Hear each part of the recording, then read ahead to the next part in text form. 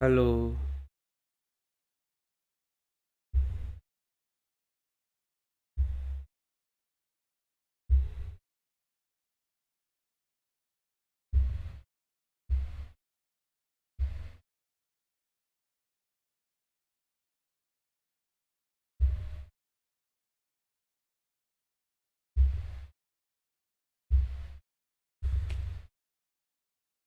जिज्ञासु मित्रों, बहुत बहुत अभिनंदन है, स्वागत है आप सभी का दिव्य सृजन में।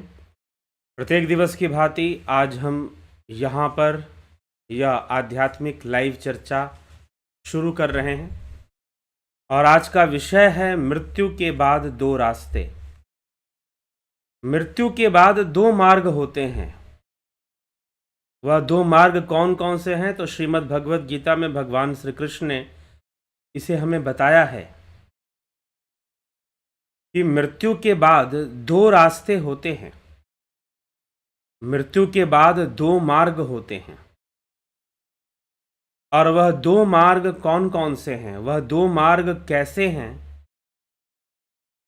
आज हम इस बात पर विचार करेंगे। तो श्रीमद् भगवत गीता में अष्टम अध्याय में हमने कई विचार सुने। उन्हीं विचारों को आगे बढ़ाते हुए भगवान श्री कृष्ण, क्योंकि अर्जुन का प्रश्न है, जो प्रश्न है अधिभूत अधिदैव यह सब क्या है, ब्रह्म क्या है, जन्म क्या है, कर्म क्या है, पुनर्जन्म से संबंधित भी उसके प्रश्न हैं। कौन योगी ब्रह्म को प्राप्त होता है, लीन होता है, कौन नहीं होता है, ऐसी बहुत सारी बातें श्री भगवान श्रीमद् भगवत गीता के इस विषय पर इस चर्चा में स्पष्ट कर रहे हैं। तो अष्टम अध्याय के 23वें श्लोक से इस विषय की चर्चा शुरू होती है और भगवान दो मार्ग की चर्चा करते हैं। जी हाँ, लेकिन मृत्यु के बाद दो मार्ग तो होते हैं, लेकिन यह दो मार्ग निश्चित कैसे होंगे और ये दो मार्ग किस प्रकार से होते हैं?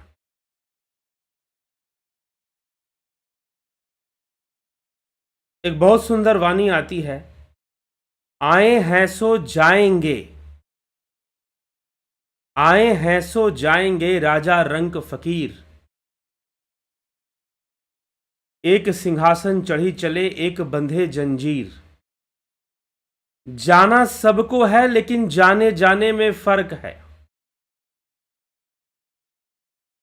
जाना सबको है, इस संसार से सबको जाना है, कोई यहां पर रहने वाला तो है नहीं। मौत सबको आनी है, कौन इससे छूटा है, तू फना नहीं होगा, ये ख्याल झूठा है। जाना तो सबको है जी। काल के हाथ में तीर कमान ना देखे, बूढ़ा बच्चा जवान। काल के हाथ में तीर कमान, तीर चला देगा वो, नहीं देखेगा कि बूढ़ा कौन, बच्चा कौन और जवान कौन। और हमें देखने को मिलता है, ऐसी घटनाएं हमारे आसपास घटती रहती हैं।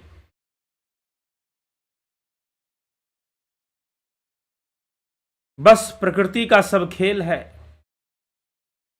भ्रम रूप में विद्यमान है कि कोई बहुत बड़ा दिखाई दे रहा है, कोई बहुत छोटा दिखाई दे रहा है।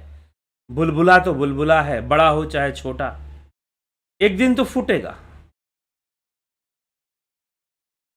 पानी केरा बुदबुदा, अस मानस की जात। मनुष्य की औकात कितनी है? पानी केरा बुदबुदा, पानी के बुलबुले के समान इसकी औकात है, और कोई बुलबुला बहुत बड़ा हो गया। अब बच्चे जो होते हैं ना, वो बबल्स, ऐसे एक आता है ट्यूब की तरह, बच्चे खेलते हैं, उसमें से लिक्विड होता है, ऐसे निकालते हैं और फूंक मारते हैं तो बहुत सारे बुलबुले निकलते हैं। अब कोई बुलबुला छोटा होता है, कोई बुलबुला बहुत बड़ा होता है, कोई बुलबुला छोटा होता है, कोई बुलबुला बहुत बड़ा होता है। लोग कहते हैं ना, ये गरीब आदमी है, ये अमीर आदमी है, ये छोटा आदमी है, ये बड़ा आदमी है, इसकी ये औकात है, उसकी वो औकात है, ऐसी बातें लोग करते हैं। लेकिन सब तो बुलबुले ही हैं। और सबको एक दिन फूट जाना है। अब बुलबुला चाहे बड़ा हो चाहे बुलबुला छोटा हो, क्या फर्क पड़ता है? फूटेगा तो जरूर, जाएगा तो जरूर, फूटना तो उसको है। तो इसीलिए कहा गया कि आए हैं सो जाएंगे राजा रंक फकीर। जो आया है वो इस संसार से जाएगा जरूर। चाहे राजा हो, राजा एक बड़ा बुलबुला हो गया, चाहे रंक हो मतलब बिल्कुल गरीब आदमी, रोड साइड बेगर। आए हैं सो जाएंगे राजा रंक फकीर। एक सिंहासन चढ़ी चले एक बंधे जंजीर। लेकिन जाने के बाद दो मार्ग हो जाते हैं। एक सिंहासन पे जाके बैठेगा और एक जंजीरों में बंधेगा। जंजीरों में बंधेगा तो जाने जाने में भी अंतर होता है। जाने जाने में भी अंतर होता है। यह बात भी हमें सोचनी और समझनी चाहिए। बस इसी बात को भगवान कृष्ण समझाना चाहते हैं कि जाने जाने में अंतर होता है। तो हम इसको आज समझने का प्रयास करेंगे। तो भगवान कहते हैं यत्र काले त्वनावृति मां वृतिम चैव योगिनः प्रयाता यान्ति तकालम वक्ष्यामि भरतर्षभ।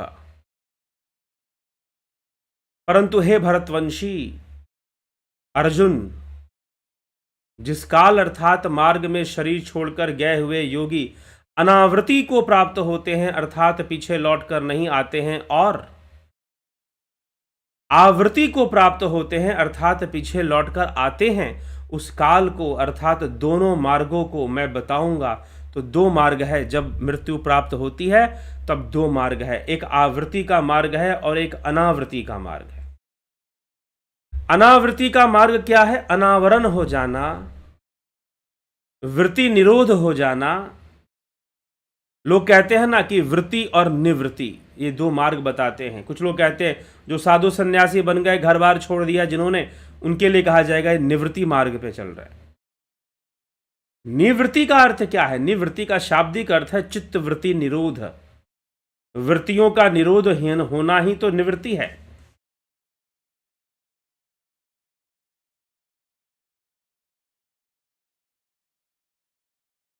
ठीक, वृत्तियों का होना ही तो निवृत्ति है। तो जब वृत्तियों का होना निवृत्ति है तो निवृत्ति होगी। फिर वृत्तियों का ना होना, वृत्तियों का चित्त वृत्ति निरोध हो जाना निवृत्ति हो जाती है। तो निवृत्ति कैसे होगी और वृत्ति कैसे होगी?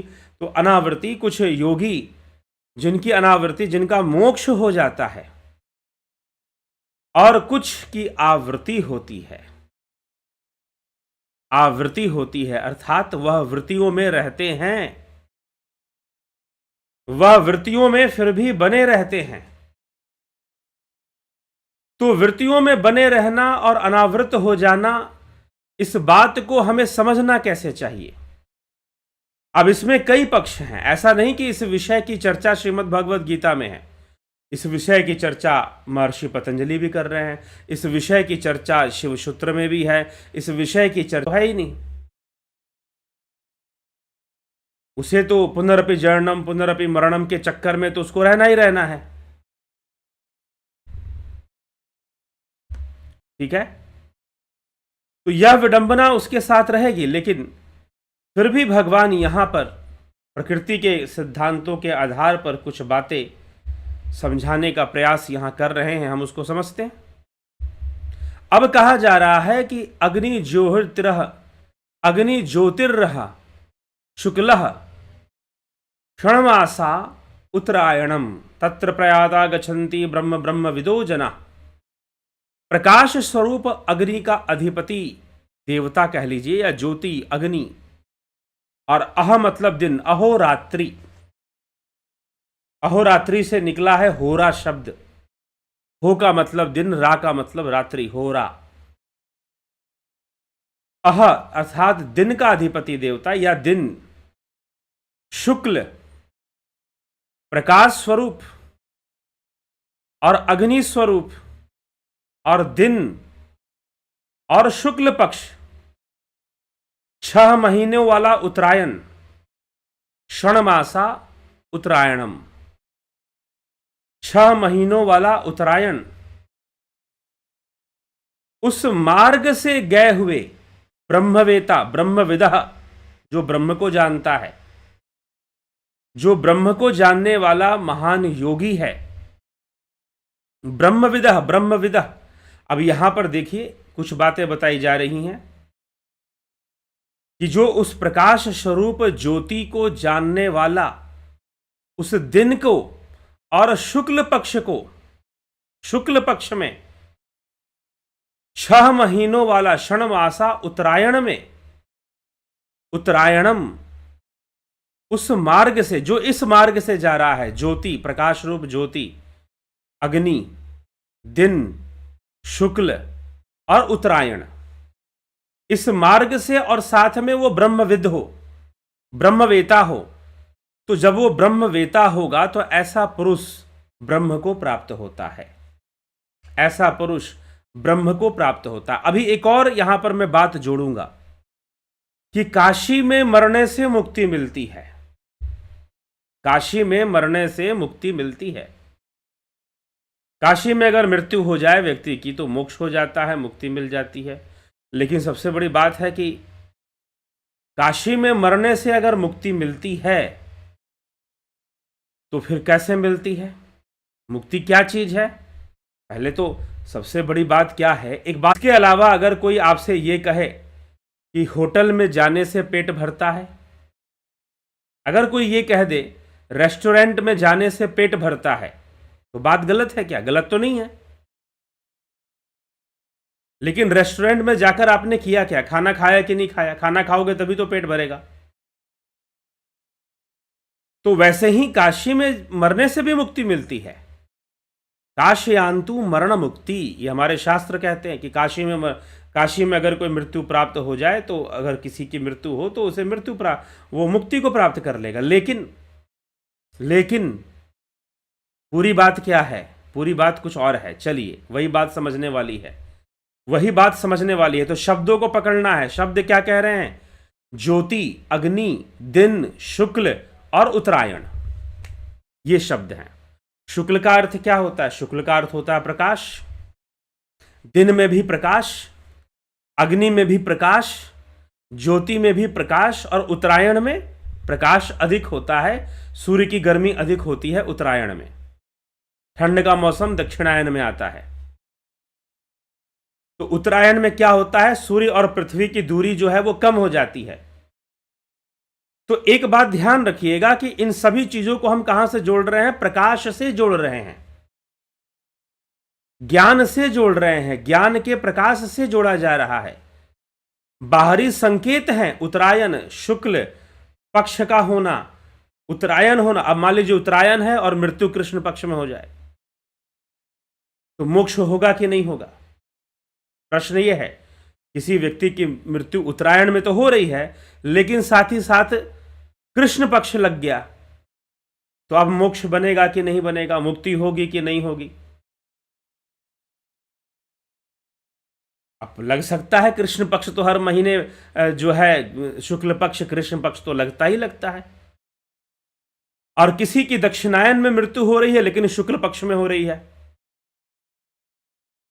शुक्ल पक्ष में हो रही, किसी की मृत्यु दक्षिणायन में हो रही है लेकिन शुक्ल पक्ष में हो रही है, तो मुक्ति होगी कि नहीं होगी? और रही बात ये मुक्ति कौन सी चिड़िया है, ये समझ में तो आए। इसलिए मैंने कहा कि रेस्टोरेंट में जाने से पेट भर जाएगा, खाओगे नहीं तो कैसे पेट भरेगा? मेनू देखते रहोगे तो पेट कैसे, कहां से भरेगा? रेस्टोरेंट में इधर उधर घूमते रहोगे तो कहां से पेट भरेगा? अरे ऑर्डर करो, खाना मंगाओ तो खाओगे तो पेट भरेगा।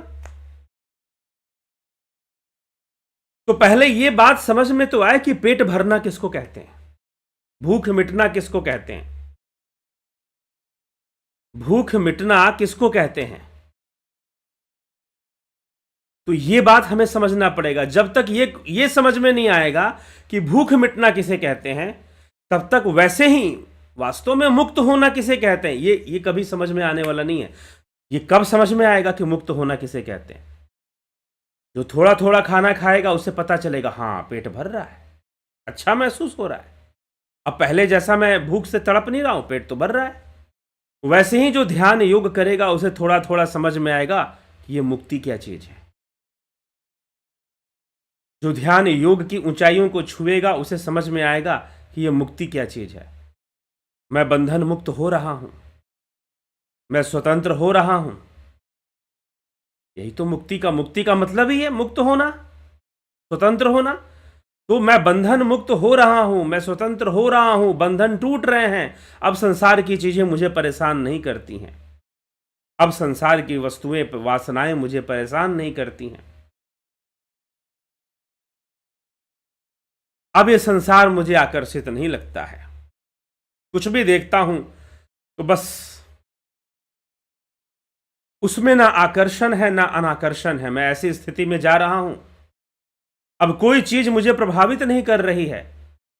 अब तो ध्यान में मगन रहने का मन करता है। समझो कि मुक्ति हो रही है। मुक्ति कोई ऐसी चीज नहीं कि बस एक सेकंड में घट जाएगी या कुछ देर में घट जाएगी। अरे जितना आप इस प्रकृति और पुरुष को समझोगे उतना ही मुक्त होते जाओगे। मुक्ति का साधन, मोक्ष का साधन क्या है? ज्ञान है। और ज्ञान की वृद्धि कैसे होगी? जैसे जैसे चेतना विकसित होगी वैसे वैसे ज्ञान की वृद्धि होगी। चेतना कैसे विकसित होगी? ध्यान करने से विकसित होगी। ध्यान योग करने से चेतना, इवोल्यूशन ऑफ कॉन्शियसनेस। और जिसकी कॉन्शियसनेस इवॉल्व हो जाएगी वो तो समझो मुक्त ही है। वो संसार में विभिन्न प्रकार के कर्म करते हुए भी मुक्त है। वो अप्रभावित रहना और न्यूट्रल रहने में विश्वास करता है और जानता है। और ऐसा नहीं कि जबरदस्ती भी, स्वाभाविक रूप से। और ऐसा आत्मज्ञान के बोध को प्राप्त करने वाला साधक, योगी, आत्मज्ञानी अनासक्त भाव से सारे कर्मों को भी कर लेता है, लेकिन उसे आसक्ति नहीं होती। क्यों नहीं होती है? क्योंकि वो एक परिपक्व अवस्था को प्राप्त कर गया है। जैसे कि एक छोटा बच्चा खिलौनों से खेलता है, लेकिन बड़ा हो गया तो अपने आप खिलौने छोड़ देता है। वैसे ही जीव की स्थिति भी बनती है, एक योगी की स्थिति भी बनती है। तो पहले यह समझना है कि मुक्त होने का मतलब क्या है। और जब तक यही समझ में नहीं आ रहा है कि मुक्त होने का अर्थ क्या है, तो समझिए कि अभी नहीं समझ में। मुक्ति फिर बहुत दूर है। फिर तो जिसको पेट भरना किसे कहते हैं ये नहीं समझ में आया, इसका मतलब आज तक उसने खाना नहीं खाया। खाएगा तो उसे पता चलेगा पेट भरना या भूख मिटना किसे कहते हैं, प्यास मिटना किसे कहते हैं। ये बात उसे सही से समझ में आएगी। तो इस तरह की बातें हैं। तो इसलिए जब हम मोक्ष की बातें करते हैं, मुक्ति की बातें करते हैं, तो हमें पहले यह समझ होनी चाहिए कि मुक्ति वास्तव में क्या है, मोक्ष वास्तव में क्या है। अब हम आते हैं इस विषय पर। इसलिए मैंने आपको शब्दों पर ध्यान देने के लिए कहा। शब्द क्या क्या हैं? ज्योति, अग्नि, अह, शुक्ल, षणमासा, उत्तरायण। भगवान कोई अलग बात नहीं कर रहे हैं। अष्टम अध्याय में पीछे जो उन्होंने बात कही है वही बात कह रहे हैं। कभी विरोधाभास मत लाना। इसीलिए मैं कहता हूं श्रीमद् भगवद गीता के श्लोक पढ़ो तो पीछे के अर्थों को लेते हुए पढ़ो, क्योंकि भगवान एक बात बोल चुके हैं अष्टम अध्याय में। क्या बोल चुके हैं? कि योगी अपने प्राणों को भ्रिकुटी के मध्य में एकत्र कर कर अपनी इच्छा मात्र से देह का त्याग कर कर उस दिव्य पुरुष को प्राप्त हो जाता है, उस परब्रह्म को प्राप्त हो जाता है, उस पुरुषोत्तम पुरुष को प्राप्त हो जाता है। बात खत्म। तो अब आपको क्या लगता है कि भगवान कोई दूसरा रास्ता बताएंगे आपको मुक्ति का? कोई दूसरा मार्ग बताएंगे? आप टाइम फिक्स कर लेना, निश्चित कर लेना कि भाई मैं इसी टाइम मरूंगा, ना मरूं तो मार देना मुझको। शुक्ल पक्ष होना चाहिए, दिन का समय होना चाहिए। क्या क्या लिखा है यहां पर?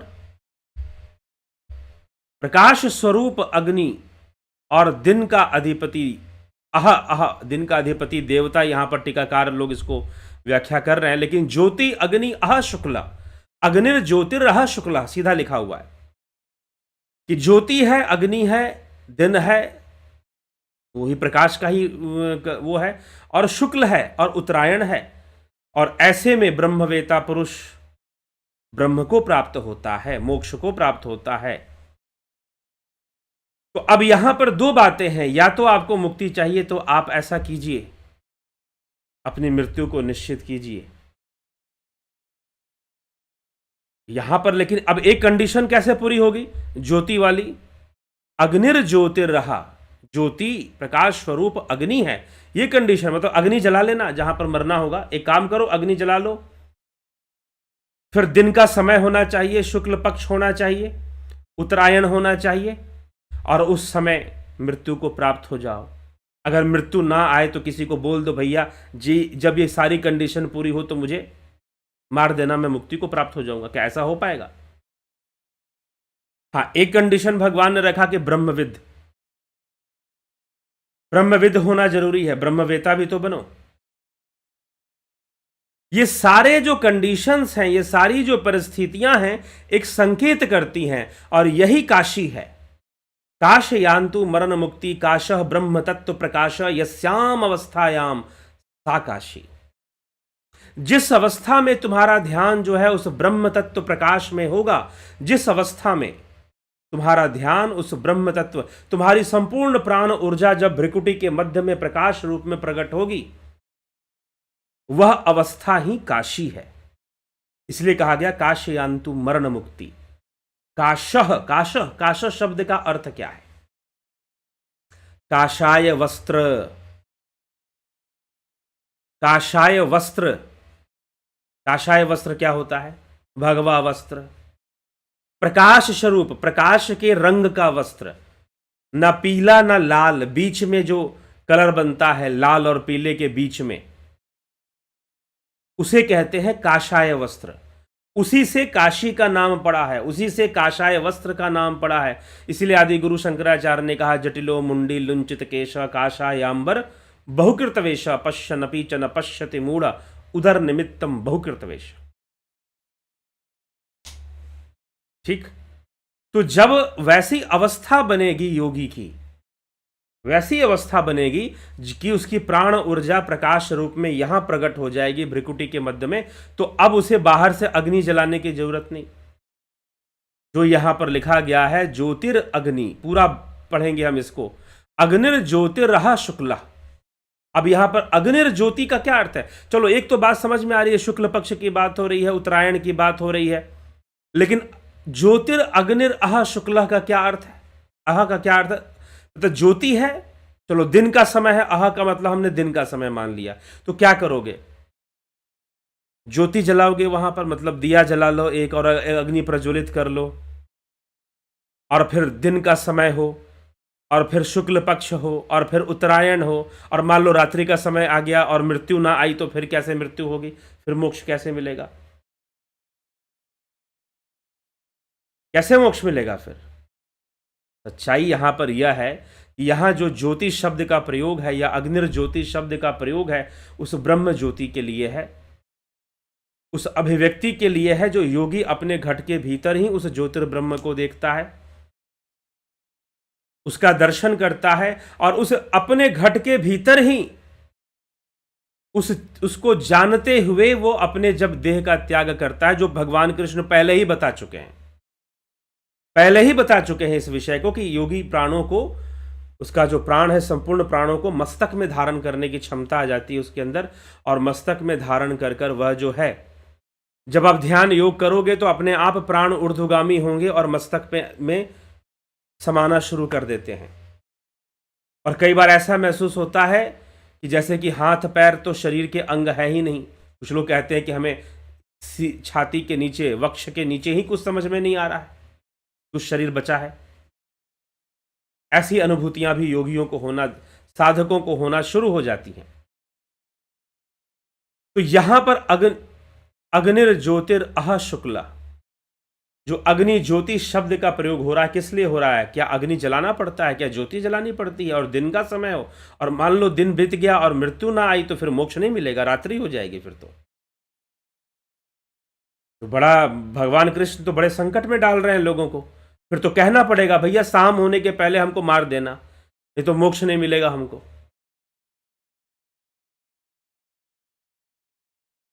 ठीक है, तो ये तो बड़ा ही भयंकर स्थिति बन जाएगी, कंडीशन बन जाएगी। इसीलिए पहले के अर्थ को अगर लिया जाए तो यह सिंबॉलिक यहां पर जो है एक सिंबल के रूप में, एक संकेत के रूप में कि तुम्हारे घट के भीतर वो प्रकाश प्रकट होना चाहिए, वही दिन है। इसलिए गोस्वामी तुलसीदास जी ने इस विषय में क्या लिखा है कि घट के भीतर प्रकाश का क्या मतलब है। अवध तहां जहां राम निवास हो, तहीं दिवस जहां भानु प्रकाश हो। दिन कहां पर है? जहां सूर्य का प्रकाश होता है, और जहां अवध वहां है जहां राम रहते हैं। ऐसे भी कहा है, सहज प्रकाश रूप भगवाना, नहीं तह पुनि विज्ञान विहाना। सहज प्रकाश रूप भगवाना, सहज प्रकाश रूप है। वहां पर दिन और रात्रि नहीं होती, वहां हमेशा ही दिन ही बना रहता है, वहां हमेशा ही दिन बना रहता है। तो एक आत्मज्ञानी, एक ब्रह्मज्ञानी ऐसे योगी के घट में तो हमेशा दिवस ही रहेगा, हमेशा अग्नि ही प्रकट रहेगी, हमेशा ज्योति ही जलेगा। उसके लिए हमेशा ही शुक्ल पक्ष है, उसके लिए हमेशा ही दिन है, उसके लिए हमेशा ही उत्तरायण है, उसके लिए हमेशा ही उत्तरायण है।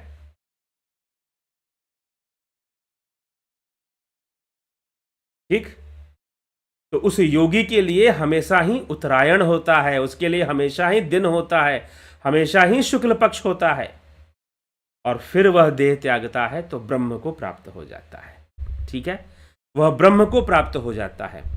तो यह चीज भगवान श्री कृष्ण यहां पर समझते हैं, लेकिन इस विषय को, इस श्लोक की व्याख्या बहुत कम लोग इस ढंग से या आध्यात्मिक रूप से समझते हैं। ठीक है, चलो अब हम आगे चलते हैं। अगले श्लोक में धूमो रात्रिस्तथा कृष्ण क्षणमासा दक्षिणायनम। धूमो रात्रिस्तथा कृष्ण क्षणमाशा दक्षिणायनम, तत्र चांद्रमसम ज्योतिर्योगी प्राप्य निवर्तते। ज्योतिर्योगी प्राप्य निवर्तते। धूम का अधिपति, धूम मतलब धुंध, अंधकार की तरह, और रात्रि, और कृष्ण काला, कृष्ण मतलब काला। अब कृष्ण पक्ष, अरे भगवान स्वयं कृष्ण कहे जाते हैं, तो अब भगवान का नाम ही कृष्ण है, तो कृष्ण पक्ष गलत कैसे? तो कृष्ण, धूम अर्थात अंधकार, रात्रि, कृष्ण तथा दक्षिणायन, तत्र जो उस मार्ग से जाता है। अब ये मार्ग की बात की जा रही है, ध्यान रखिएगा, मार्ग की बात की जा रही है। उस मार्ग से जाता है,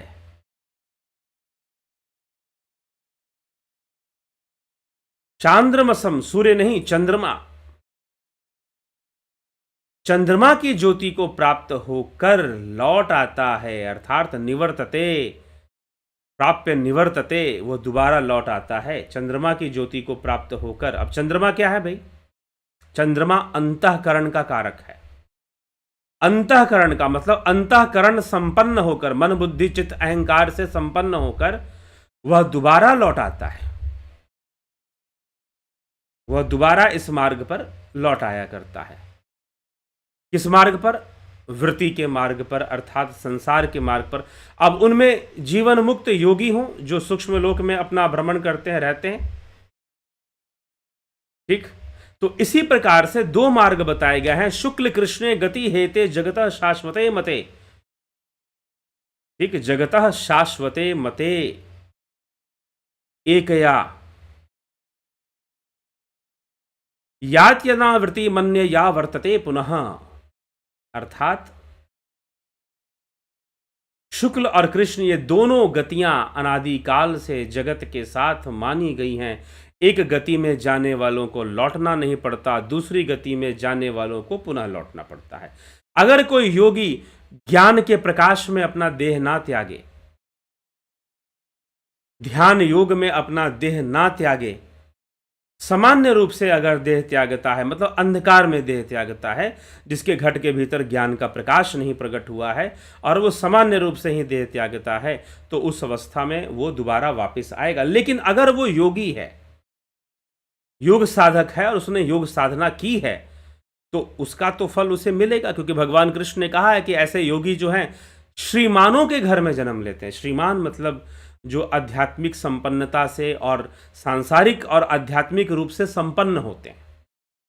सांसारिक संपन्नता भी उनके अंदर है और आध्यात्मिक संपन्नता भी उनके अंदर है।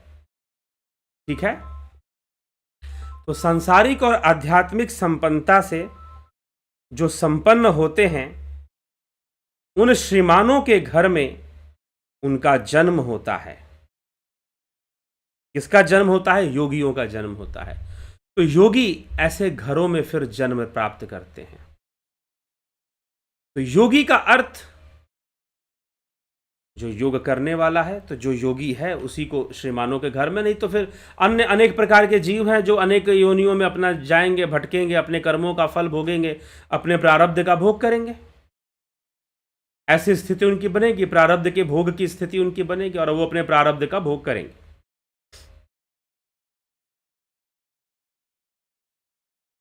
ठीक है, तो हमें यह इस तथ्य को इस प्रकार से विचार करना चाहिए।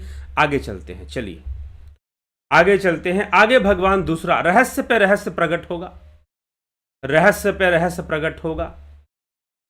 नैते श्रुति पार्थ जानन्य योगी मुह्यति कश्चन तस्मात् सर्वेषु कालेषु योग युक्तो भव अर्जुन।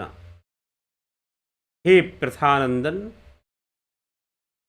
इन दोनों मार्गों को जानने वाला कोई भी योगी मोहित नहीं होता। जो योगी है वो मोहित नहीं होगा। आवृत्ति मिली या अनावृत्ति मिली, इसमें भी उसे बहुत मोहित नहीं है। हे प्रथानंदन, इन दोनों मार्गों को जानने वाला कोई भी योगी नैते श्रुति पार्थ जानन्य योगी मुह्यति कश्चन तस्मात् सर्वेषु कालेषु योग युक्तो भवार्जुन। इसीलिए हे अर्जुन, तू सभी काल में योग युक्त रहा कर। अब यहां पर भगवान बहुत बड़ी प्रेरणा दे रहे हैं। हे प्रथानंदन, इन दोनों मार्गों को जानने वाला कोई भी योगी मोहित नहीं होता है। अतः हे अर्जुन, सब समय में योग युक्त हो जा। तस्मात् योगी भवार्जुन, अर्जुन तो योगी बन जा।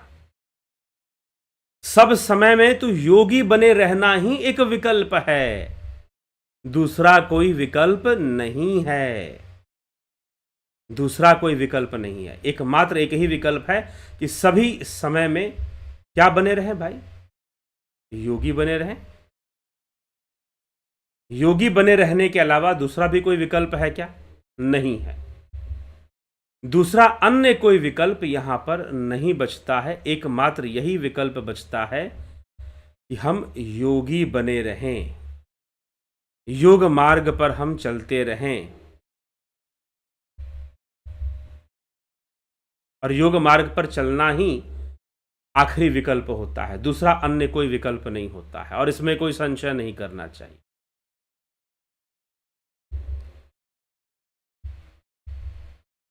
तो यह विषय ध्यान से, तो हे प्रथानंदन, भगवान कहते हैं कि तू हर काल में योगी बना रहा तो तेरी सारी समस्या दूर हो जाएगी।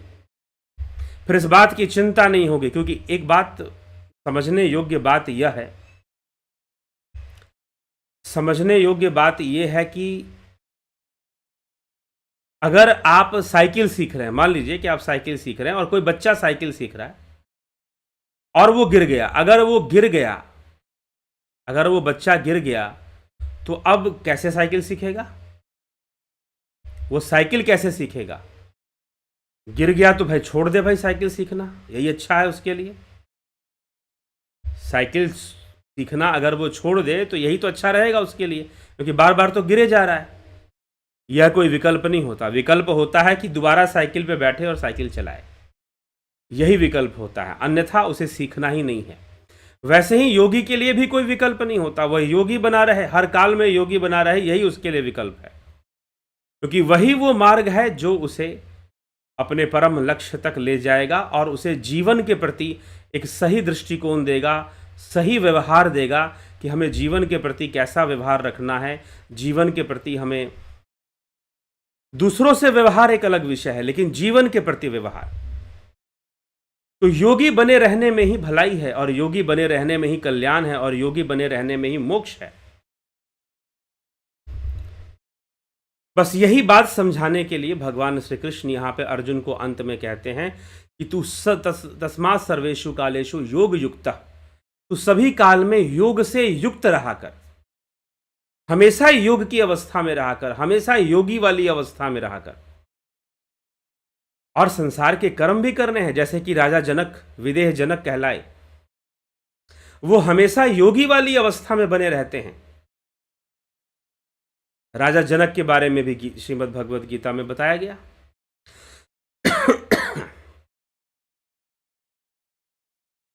तो हमें यही इसी विषय को समझाने के लिए ये सारी व्याख्या है। ठीक है, अष्टम अध्याय में एक श्लोक और बचता है, लेकिन वो थोड़े से अलग विषय को भी बता रहा है।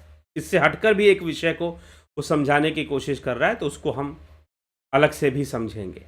लेकिन दो मार्ग कौन से हैं? यही दो मार्ग हैं। अगर ज्ञान के प्रकाश में, अंतर्मुखी होकर ज्ञान के प्रकाश में यदि आप अपना देह त्याग करते हैं, तो निश्चय ही आप ब्रह्म में लीन होते हैं। जैसे कि समाधि के माध्यम से योगी लोग अपने देह का त्याग किया करते थे समाधि के माध्यम से।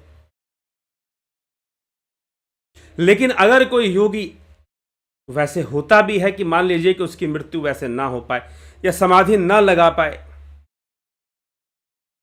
वह अगर उस ज्ञान के प्रकाश में देह नहीं त्यागता है, वह माया के अंधकार में ही देह त्याग रहा है, तो फिर से वो आवृत्ति को प्राप्त होगा। और अगर वो योगी रहा है जीवन में, तो वो श्रीमानों के घर में जन्म लेगा, श्रीमानों के घर में जन्म लेगा या जीवन मुक्त होकर जन्म लेगा। और जीवन मुक्त योगी बहुत समय तक सूक्ष्म लोक में ही विचरण करते रहते हैं। ऐसे कई योगियों के नाम आते हैं। वर्तमान में अगर कलयुग में हम बात करें तो एक योगी हुए महाअवतारी बाबा, उनके बारे में भी ऐसा कहा जाता है। वेद व्यास जी के बारे में भी कहा जाता था, क्योंकि वेद व्यास जी जब आदि गुरु शंकराचार्य से शास्त्रार्थ करने आए थे तो वह उनका युग नहीं था। वो अपने स्थूल देह का त्याग कर चुके थे, फिर भी आए थे, सूक्ष्म शरीर से आए थे। तो ऐसे जो सिद्ध योगी होते हैं वो सूक्ष्म में भी रह लेते हैं, इच्छा मात्र से स्थूल में भी आ जाते हैं, क्योंकि तत्वों पर उनका नियंत्रण होता है, संयम के द्वारा सिद्धि को प्राप्त होते हैं। तो काफी समय, लंबे समय तक वह सूक्ष्म लोक में भी बने रहते हैं। ऐसा भी हमारे योगियों के इतिहास में ऐसा भी पाया गया है कि लंबे समय तक वह सूक्ष्म लोक में ही बने रहते हैं। तो हमें भी यह इस बात को समझना है कि वास्तव में यहाँ पर जो मोक्ष की जो अवधारणा या ब्रह्म को प्राप्त होता है, कौन ब्रह्म को प्राप्त होता है? जो उस ज्योति स्वरूप, अग्नि स्वरूप, दिन के समान प्रकाश और शुक्ल मतलब प्रकाश, जिसे घट में शुक्ल है, शुक्ल पक्ष है, और उत्तरायण का मतलब भी वह अंतर्घट का प्रकाश, जो ऐसी अवस्था में जहाँ पूरा प्रकाश है, ऐसी अवस्था में जहाँ योग का प्रकाश है, ज्ञान का प्रकाश है, ऐसी अवस्था में अगर वो समाधि को प्राप्त होकर देह का त्याग करे तो ब्रह्म में जाकर लीन हो जाएगा। लेकिन जो माया के अंधकार में देह त्याग करेगा, वह जो है उसकी आवृत्ति होगी, उसको आना पड़ेगा, उसे लौट कर आना पड़ेगा, उसे बने रहना पड़ेगा, यह उसकी गति होगी। तो यही दो मार्ग, शुक्ल और कृष्ण मार्ग, भगवान श्री कृष्ण बता रहे हैं यहां पर। ठीक, भगवान श्री कृष्ण यहां पर बता रहे हैं। तो हमें यही बात हमें समझना है। अभादो मास की अष्टमी कृष्ण पक्ष, तो जन्म भी भगवान का, तो इसीलिए वैसे यह एक और मान्यता जरूर है कि उत्तरायण में अगर शुक्ल पक्ष में किसी की मृत्यु होती है तो वह शुभ गति मानी जाती है, वह शुभ गति मानी जाती है। लेकिन अगर वो ब्रह्मवेता नहीं है, अगर वो योगी नहीं है, कि मुक्ति तो नहीं मानी जा सकती। वो ब्रह्म में जाकर लीन होगा ऐसा तो नहीं माना जा सकता कदापि, भले ही शुक्ल पक्ष के, उत्तरायण के शुक्ल पक्ष में मृत्यु हो रही हो, क्योंकि यहां पर कंडीशंस हैं, शर्तें हैं, ब्रह्मविद्ध होना जरूरी है, योगी होना जरूरी है। इसीलिए ये सारी बातें क्या हैं, एक हमें संकेत कर रही हैं, एक हमें संकेत बता रही हैं कि भाई, क्योंकि पहले ही भगवान कृष्ण देह त्यागने की एक विधि बता चुके हैं कि योगी जो है प्राणों को भ्रिकुटी के मध्य में एकत्र कर कर इच्छा मात्र से मृत्यु को, अर्थात अपने आप को शरीर से बाहर निकाल सकता है। ये बता चुके हैं भगवान पहले। और इस तरह से अगर वो अपने आप को शरीर से बाहर करता है तो वह उस दिव्य पुरुष को जाके प्राप्त हो जाता है। ये बात पहले ही बताई जा चुकी है।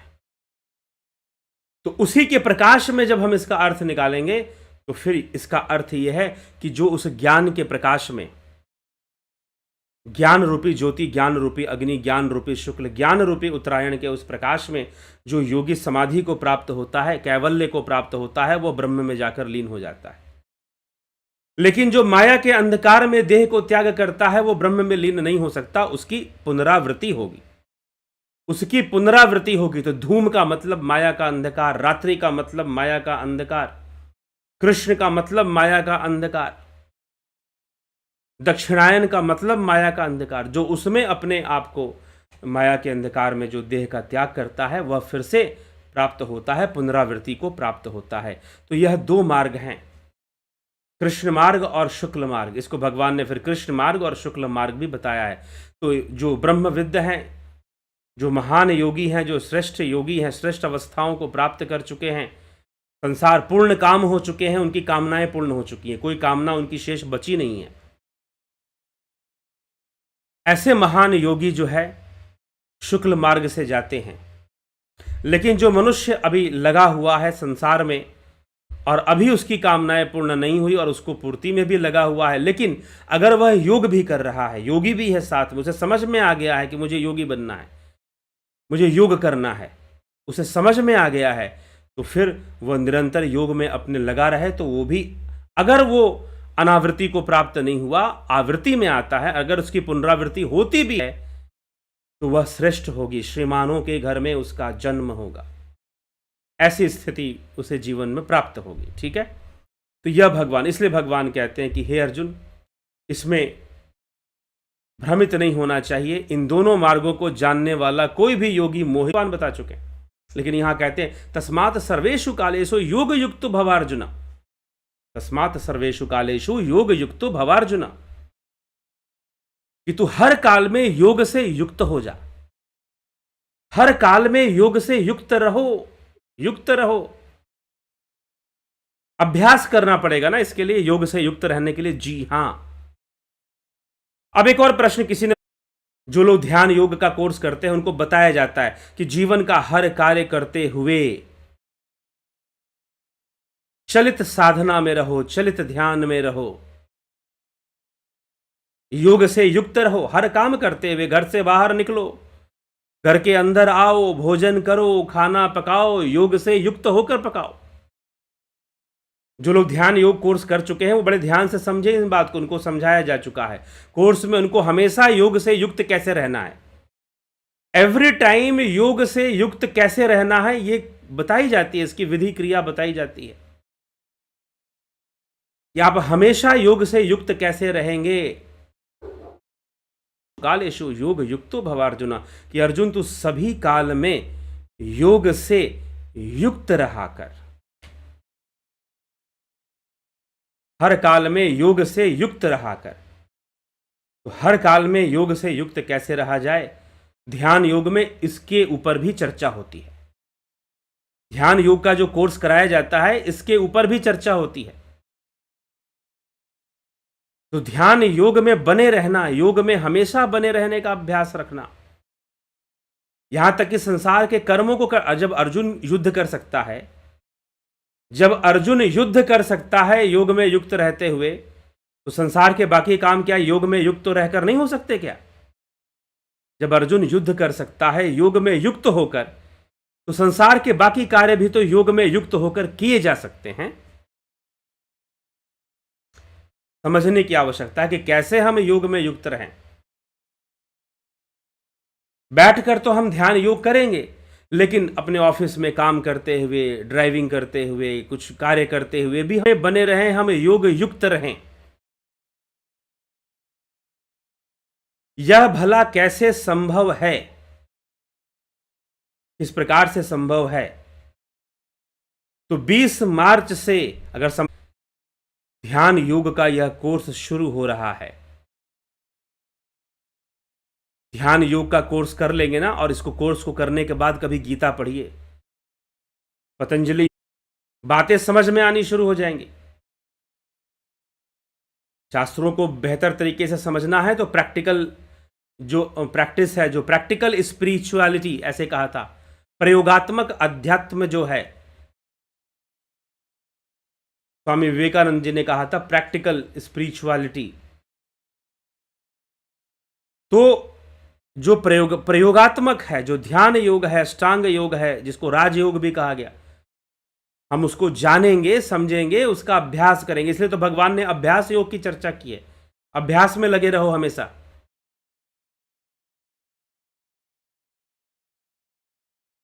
ठीक है, हम जानेंगे, समझेंगे, तभी तो हो पाएगा। तो इसलिए ये बहुत बड़ी बात है। ध्यान योग का यह कोर्स आप ज्वाइन करिए और ज्वाइन कर कर लाभान्वित होइए। बात यह है कि यह मिल रहा है। सौभाग्य यह है कि ऑनलाइन प्लेटफॉर्म से भी मिल रहा है आपको। आप कितना लाभान्वित हो पाते हैं यह आपके ऊपर निर्भर करता है। तो 20 मार्च से ध्यान योग का यह कोर्स शुरू हो जाएगा। यह ध्यान योग का ही तो कृष्ण शुक्ल मार्ग है। ध्यान योग का ही मार्ग शुक्ल मार्ग है। शव जब हमें प्राप्त होगा तो संशय दूर होंगे, और संशय दूर होगा तो फिर निश्चय ही हम लाभान्वित होकर अपने जीवन को लाभान्वित करेंगे। यानी कितने लोग हमसे लाभान्वित हो जाएंगे, ना जाने कितने ही लोग हमसे लाभान्वित हो जाएंगे। तो इस पर हमें विचार करना चाहिए, इस पर हमें ध्यान देना चाहिए, और लाभान्वित होने से चूकना नहीं चाहिए। ध्यान योग का जो कोर्स है, इससे हम लाभान्वित होने से ना चूके, ना भागे। ठीक है, तो जरूर इस विषय पर विचार करें। और अगर आप ध्यान योग का कोर्स करना चाहते हैं तो निश्चय ही आप इस नंबर पर संपर्क कर लेंगे।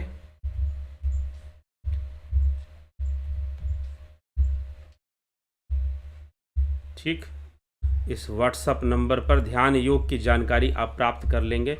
यह कोर्स कैसे, कब शुरू होगा, किस तरह से, कैसे ज्वाइन करना है, सारी चीज़ें आपको पता चल जाएंगी। इसी प्रकार से प्राकृतिक चिकित्सा का भी कोर्स चलता है। हम अपने स्वास्थ्य के लिए आत्मनिर्भर हों। वैकल्पिक चिकित्साएं हमें आत्मनिर्भर करती हैं। हमें उनका ज्ञान बढ़े, हम उनको समझें, जानें, तो निश्चय ही हम उससे बहुत लाभ उठाएंगे। और फिलॉसफी का कोर्स 2 अप्रैल से शुरू होगा और 20 मार्च से प्राकृतिक चिकित्सा और ध्यान योग का कोर्स शुरू हो रहा है। बहुत जल्द हम सनातन धर्म को समझने के लिए अंतर्राष्ट्रीय स्तर पर कोर्स ले आएंगे। अंतर्राष्ट्रीय स्तर पे हम कोर्स ले आएंगे, तो आप सभी उसके लिए थोड़ी दिन की प्रतीक्षा है। जल्द ही वो कोर्स की अनाउंसमेंट कर दी जाएगी।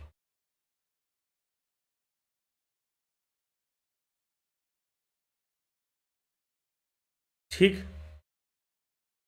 तो यह हमें समझना है और समझकर इसको चलना है, इस विषय को। ये 2 मार्ग कौन है, भगवान कृष्ण ने जो समझाया उसे हमने सुना। अब जो है हम देखेंगे आपके कमेंट्स, आप क्या कमेंट्स करते हैं, और उस पर कुछ चर्चा करने योग्य होगा तो चर्चा की जाएगी। गोविंद प्रसाद कोरी जी, गोविंद प्रसाद कोरी जी क्या कहते हैं? स्वीकार करें, आज का विषय बड़ा महत्वपूर्ण है कि मृत्यु के बाद क्या मौत आखिरी किसी की होती है? शरीर की, मन बुद्धि की? जानने योग्य विषय। शरीर ही मरता है, स्थूल देह की मृत्यु होती है। एक वीडियो ऑलरेडी इस चैनल पर है कि कौन मरता है, कौन नहीं मरता है। तो स्थूल देह और प्राण इस देह को छोड़ते हैं। अंतःकरण की, मन बुद्धि चित्त अहंकार की मृत्यु नहीं होती। नवज्योति नाथ जी, संतोष कुमार जी, अमन कक्कर जी, प्रेम सागर यादव जी, अवधेश कुमार जी, नरेंद्र माकोड़े, शंकर प्रसाद, जगत नारायण, ज्योति कश्यप जी। मोक्ष की अवधि आर्य समाज में महर्षि दयानंद के द्वारा लिखित सत्यार्थ प्रसाद पुस्तक में लिखा है। मोक्ष की अवधि, मैंने मोक्ष की अवधि आर्य समाज में महर्षि सत्यार्थ प्रकाश में, ठीक है। यहाँ पर श्रीमद् भगवद गीता में बताया जा रहा है। रूपलाल विश्वकर्मा जी, ओम तत्सत। विक्रम सिंह जी, गोविंद प्रसाद जी, चितरंजन बरुआ, राम गोपाल जी, अभिनंदन है सभी का। भगवती पटेल जी, विनोद के सूद, एके त्यागी, उषा श्रीवास्तव जी। अगर आप में से किसी व्यक्ति ने ध्यान योग का कोर्स किया है, पहले कर चुके हैं, और उनका नंबर अगर चेंज हो तो ज़रूर अपना नंबर दे दें आप, अगर नंबर बदलता है किसी का तो। एके त्यागी जी, विनोद के सूद, श्वेता राय सिन्हा जी, किशोर वैद्य, पिंटू VSV, सतीश कुमार, सविता नायक जी, राजू पाल जी, रतन सिंह जी, माधुरी कोल्हे जी, बहुत अभिनंदन है। विष्णुचंद्र मौर्य जी, नंद किशोर कदम, गंभीर शाह, देवदत्त जी। एक 9 द्वार से निकलता है, दूसरा मार्ग 10 द्वार से है क्या? ओमराज हेम्ब्रॉम जी, किशोर वैद्य जी। बताया गया 2 मार्ग हैं यहाँ पर। पहली बात तो हमें यह समझना है कि मृत्यु के समय शरीर ही त्यागा जाता है, बाकी सूक्ष्म शरीर रहेगा, मन बुद्धि चित्त अहंकार रहेगा। लेकिन अगर योग मार्ग से उनका भी लय हो जाए तो ब्रह्मपद की प्राप्ति हो जाएगी, मोक्ष की प्राप्ति हो जाएगी। उनका भी अगर लय होता है तो कहाँ लय होगा? ब्रह्म में ही लय होगा उनका। और कहाँ लय होगा? अरे भाई, समुद्र की लहरें कहाँ मिलेगी? समुद्र में ही जाकर मिलेगी। ठीक है। 9 द्वार से निकलता है, दूसरा मार्ग 10 द्वार से है क्या? वही बात है, 10वें द्वार से है। 10वें द्वार ही शुक्ल है, 10वें द्वार ही प्रकाशवान है। ओमराज हेमराम जी, किशोर वैद्य। क्या कैवल्य पद प्राप्त योगी को भी प्रलय काल में आने तक सृष्टि में रहना पड़ता है? जी नहीं, वो तो कैवल्य को प्राप्त हो चुका है, तो भला क्यों रहेगा?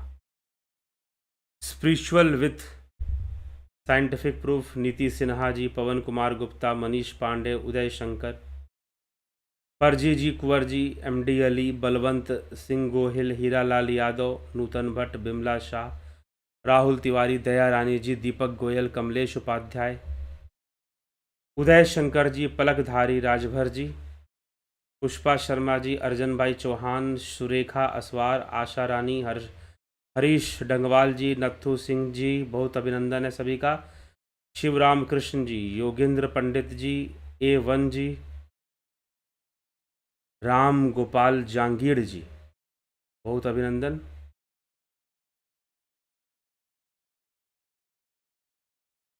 भीष्म पितामह ने भी ऐसा ही संकल्प लिया था। क्या इसी के लिए संकल्प लिया था? घनश्याम सरोदे, इसी के लिए संकल्प नहीं, वो जानना चाहते थे। जब भगवान कृष्ण के माध्यम से वो अपने पिछले जन्मों के कर्मों को और प्रारब्ध को सब जान गए, तो फिर उन्होंने देह त्यागा था युद्ध के बाद। तो यह उनकी अपनी इच्छा थी कि मैं तब त्यागूंगा। अमित शर्मा, राम राम जी। योगाभ्यास का अर्थ योगियों के लिए ध्यान के दौरान विचारों को निरंतर रोक के रखना ही चित्तवृत्ति निरोध है। कुछ ऐसी क्रियाएं होती हैं ध्यान योग के, कुछ ऐसे अभ्यास होते हैं, जब उस अभ्यास में हम जाते हैं तो अपने आप विचारों का निरोध होता है, अपने आप विचार रुकते हैं। जबरदस्ती विचारों को रोकने के लिए विचारों का ही सहारा लेना पड़ता है। विचार शून्यता नहीं आ सकती अगर आप जबरदस्ती विचारों को रोकेंगे तो। ठीक, तो इसीलिए चित्तवृत्ति निरोध जो है, चित्तवृत्ति निरोध के लिए ही अष्टांग योग समझाया है। महर्षि पतंजलि ने चित्तवृत्ति निरोध के लिए ही तो अष्टांग योग समझाया है। तो उस अष्टांग योग के माध्यम से ही चित्तवृत्ति निरोध होता है।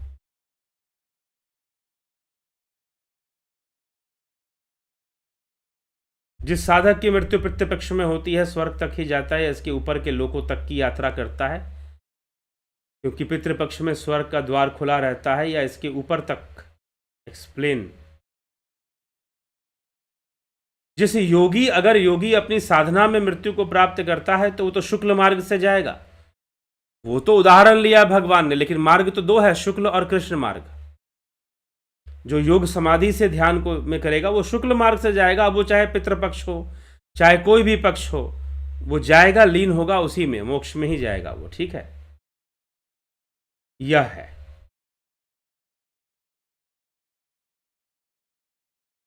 अब एक बात बताइए कि कई सारे ऐसे चर्चाएं आती हैं, कई तरह की बातें आती हैं।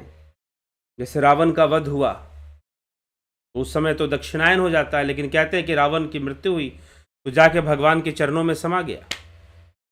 तो वो कैसे हो गया? और भगवान की सेना में कई वानरों की मृत्यु हुई। तो यहां पर देखिए, इसीलिए कोई कॉन्सेप्ट को समझना, इसीलिए एक भगवान ने पहले एक बात दे दिया।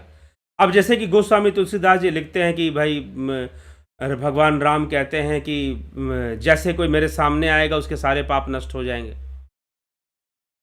ठीक, सन्मुख हो ही जीव मोहि जब ही जन्म कोटि अघनाश ही तब ही। ठीक है, तो ये क्या, इसका क्या रहस्य है फिर?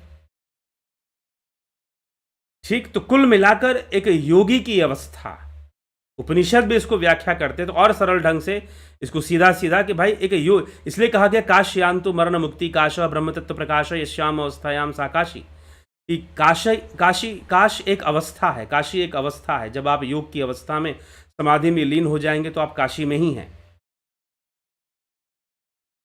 हाँ, काशी नामक एक पवित्र स्थान भी है, पवित्र तीर्थ भी है, जहां पर बहुत बड़े बड़े सिद्ध योगी हुए।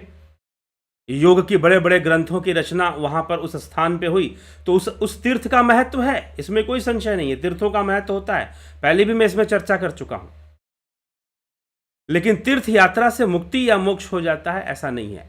बिना आत्मज्ञान के भगवान कृष्ण ने, शिव ने भी यह बात समझाई कि इदम तीर्थ मिदम तीर्थ भ्रमंती तामसा जना आत्मतीर्थम न जानंती कथम मोक्षम वरानने। आत्मतीर्थ को नहीं जानते तो फिर कहां से मोक्ष होगा उसका, यह भी भगवान कृष्ण समझा रहे। ठीक, ध्यान के दौरान जब विचार आने रुक जाएंगे तो योग की स्थिति कहलाती है। हाँ, वह भी योग की स्थिति है, बिल्कुल है।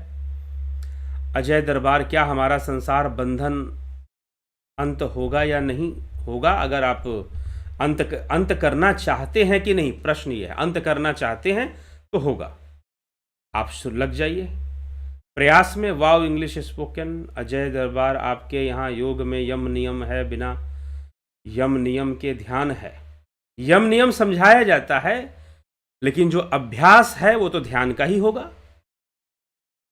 ठीक है, अभ्यास किसका होगा? अभ्यास की प्रक्रिया कहां से शुरू होती है? आसन प्राणायाम, आसन प्राणायाम प्रत्याहार धारणा, आसन से अभ्यास की क्रिया शुरू हो जाती है। ठीक है, यम नियम तो आपको अपने दैनिक जीवन में उसका पालन करना है, अपने निजी स्तर पर उसके बारे में बताया जाएगा। बाकी सिखाया तो ध्यान योग जाएगा, आसन से शुरू होगा। और बाकी भी योग शास्त्र जो हैं, योग ग्रंथ जो हैं, वो आसन से ही अपनी प्रक्रिया शुरू करते हैं ज़्यादातर। हाँ, तो इसका मतलब क्या यम नियम का महत्व नहीं है? यम नियम का बहुत महत्व है, वो आप अपने निजी जीवन में पालन कीजिए। ठीक, चलिए। गुरुजी यम, आप पतंजलि, क्या नाम है, अजय दरबार, पतंजलि योग सूत्र का पूरा प्लेलिस्ट है, सुन लीजिए। उसमें बढ़िया से यम नियम हर विषय के बारे में बताया हुआ है, समझाया हुआ है। नवरात्रि में माता आदि शक्ति की पूजा होती है, उस पर प्रकाश डालने का कष्ट करें कभी, और आज का विषय नहीं है ये।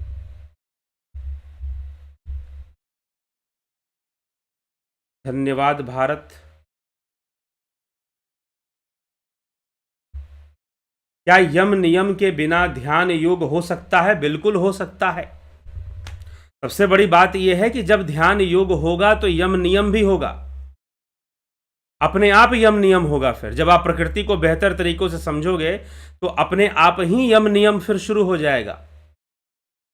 ये महर्षि पतंजलि ने 8 अंग बताए हैं योग के, यम नियम, आसन प्राणायाम प्रत्याहार धारणा ध्यान समाधि। और यम नियम को समझना है तो पतंजलि योग सूत्र का पूरा प्लेलिस्ट है, उसको सुन लीजिए।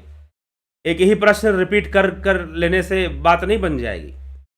तो यम नियम का पालन आप अपने परिवेश में व्यक्तिगत स्तर पे आप करेंगे, आपको करना होगा। इसके लिए कोई टॉर्च लेकर नहीं आपको देखेगा कि कर रहे हो कि नहीं कर रहे हो, क्योंकि योग करना निजी जिम्मेदारी है। मुक्ति किसको चाहिए, मोक्ष किसको चाहिए, यह बताइए।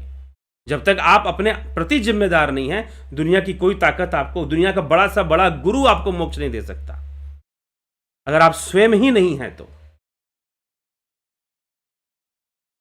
ठीक। Will you please clarify my doubt in Brahma Sutra chapter 4 second pad? There is such an explanation but it looks a bit different. वो ब्रह्म सूत्र का है, तो अभी हम उसको समय को ध्यान रखते हुए अभी इसको व्याख्या नहीं करेंगे। हाँ, ब्रह्म सूत्र पे व्याख्या आएगी तो उस पर उसकी चर्चा हो जाएगी।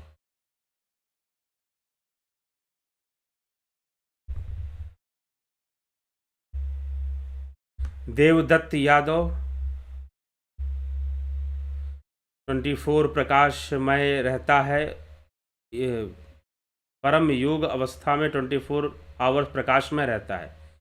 योगी के जवान में कहीं कृष्ण पक्ष नहीं होता, और यही अपनेपन को 10 द्वार क्राउन चक्रा से स्थूल बॉडी तो अंतिम टाइम में छोड़ता है। ठीक है,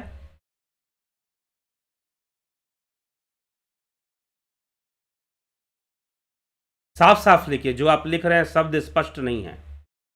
अवस्था में तो योगी 24 आवर प्रकाशमय रहता है। हाँ, जब उस अवस्था में रहेगा तो प्रकाश में रहेगा, और उसी में अपना देह त्यागेगा तो वो परम पद को प्राप्त होगा, ब्रह्म को प्राप्त होगा।